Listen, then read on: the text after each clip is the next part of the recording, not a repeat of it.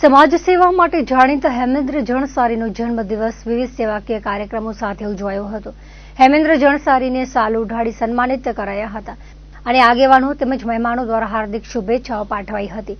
જન્મદિવસ નિમિત્તે નગરપાલિકા કચેરી ભુજ અને રેન બસેલા આશ્રમ, શેલ્ટર હોમ ચાંદખેડા અને નિકોલ, પૂર્વ ઝોન અમદાવાદ શેલ્ટર હોમ ખાતે આશ્રિતો સાથે કેક કાપી વિશેષ ભોજન સાથે ઉજવણી કરાઈ હતી।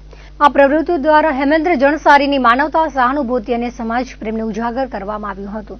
નિકોલ આશ્રય ગૃહના તમામ આશ્રિતો અને સ્ટાફની તરફથી પણ હેમેન્દ્રભાઈને હાર્દિક શુભેચ્છાઓ પાઠવવામાં આવી હતી। આજે જોગાનું જોગ એવું છે કે દેશના યશસ્વી વડાપ્રધાન માન્ય નરેન્દ્રભાઈ મોદી સાહેબના જન્મદિવસની જે તારીખ છે એ જ તારીખ મારી જન્મ તારીખ છે અને આજે મારો પણ જન્મદિવસ છે અને હું એક ઘર વિહોણા લોકો માટેનું એક આશ્રમ રેન બસેરા ચલાવી રહ્યો છું। તો મારા રેન બસેરાની અંદર દોઢ વર્ષથી ગુમ થયેલ મધ્યપ્રદેશના જીતેન્દ્ર કમલસિંહ સૈની જે ગુમ થઈ ગયા હતા અને માનકુવા પોલીસ સ્ટેશન દ્વારા અમારી સંસ્થાને પુનઃસ્થાપન માટે મૂકવામાં આવ્યો હતો।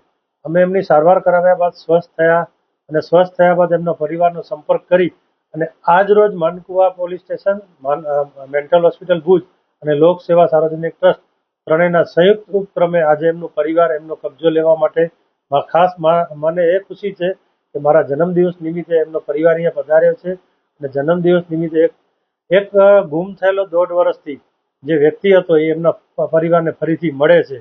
ખુશીની વાત હું આપને એ જણાવું કે એમની એક 15 વર્ષની દીકરી છે। જ્યારે દીકરી એમના બાપને મળશે ત્યારે એમને ખૂબ જ ખુશી થશે અને આપણે સમાજમાં જાણીએ છીએ કે દીકરી અને પિતાનો એક અનેરો સંબંધ હોય છે। જ્યારે આ દોઢ વર્ષથી ગુમ થયેલ જે પિતા છે એ એમની જ્યારે દીકરીને મળશે ત્યારે જે ખુશી હશે એ અને એને ખાસ કરીને મારા જન્મદિવસ નિમિત્તે આ પ્રસંગ જ્યારે બની રહ્યો છે ત્યારે ખૂબ જ હર્ષની લાગણી અને ખુશીની લાગણી અનુભવી રહ્યો છું।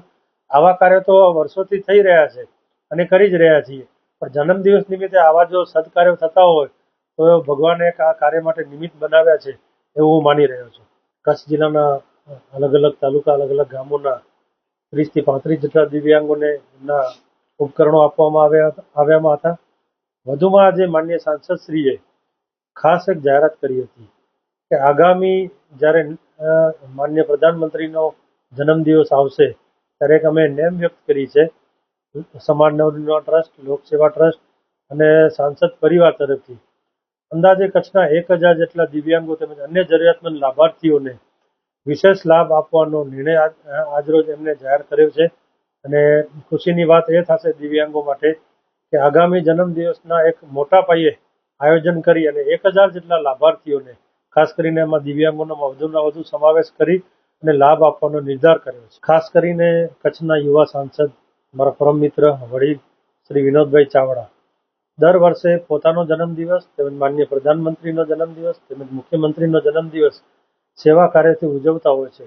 ત્યારે આ 11મું વર્ષ એવું છે કે જેનામાં માનનીય સાંસદ શ્રી વિનોદભાઈ ચાવડાએ પ્રધાનમંત્રી લાભાર્થી કલ્યાણ મેળા એમનું આયોજન કરેલું હતું અને આજ રોજ માનનીય દેશના યશસ્વી વડાપ્રધાન શ્રી નરેન્દ્રભાઈ મોદીના જન્મદિવસ નિમિત્તે માનનીય સાંસદશ્રી દ્વારા પ્રધાનમંત્રી લાભાર્થી કલ્યાણ મેળાની અંદર ખાસ કરીને જે જરૂરિયાતમંદ દિવ્યાંગો છે, શારીરિક દિવ્યાંગો હોય, માનસિક દિવ્યાંગો હોય, શ્રવણમંદ દિવ્યાંગો હોય કે દ્રષ્ટિહીન દિવ્યાંગો હોય કે અન્ય કોઈ દિવ્યાંગતા ધરાવતા દિવ્યાંગો હોય એમને પોતાની દૈનિક ક્રિયાઓમાં હલનચલન માટે સરળતાથી પોતાની દૈનિક ક્રિયાઓ કરી શકે તે માટેના જરૂરી સાધનો પોતાના સ્વખર્ચે 30 જેટલા દિવ્યાંગોને આપવામાં આવ્યા હતા, જેની અંદર ટ્રાયસિકલ, વ્હીલચેર, કેલિપર્સ, કારના મશીન જેવી અનેક એવા દિવ્યાંગોના ઉપકરણો આજે એમના સ્વખર્ચે આપવામાં આવ્યા હતા। આપણા દેશના યશસ્વી વડાપ્રધાન શ્રી નરેન્દ્ર મોદી સાહેબનો જન્મદિવસ છે, જે અંતર્ગત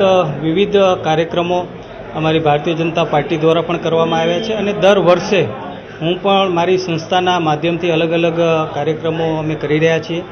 આજે સવારે મારા ગામની અંદર નમો વનનું નિર્માણ થયું, એક સાથે 5000 વૃક્ષો વાવવામાં આવશે એનું લોકાર્પણ કરવામાં આવ્યું હતું અને સાથે સાથે હમણાં જ આપણે જોયું કે પ્રધાનમંત્રી લાભાર્થી કલ્યાણ યોજના 100 કરતાં વધારે લાભાર્થીઓને લાભ આપ્યો।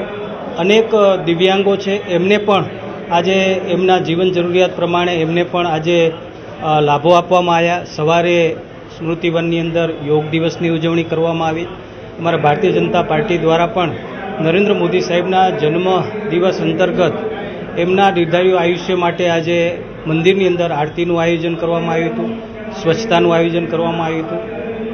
કુપોષિત જે આપણા બાળકો છે એમને પણ કીટ અર્પણ કરવામાં આવી હતી.